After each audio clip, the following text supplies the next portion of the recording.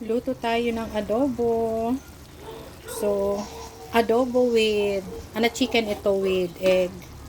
Iniba ko siya ngayon. So, gusto ko lang ng adobo ngayon. Nagki-crave ako.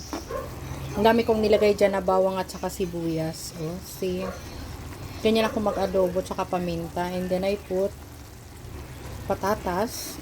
Siyempre, naglagay ako ng mga sili. Pampabango yung jablong sili. Kumuha ako sa garden. Naglagay ako ng egg na nilaga. Ayan. Yung isa, pinisa ko kasi para mas malasa yung adobo natin. So, ganun.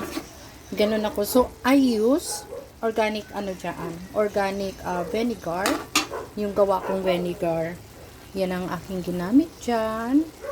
So, ayan. Malapit na yan maluto. Kainan na later on. At ako'y gutom na rin. 'Di ba?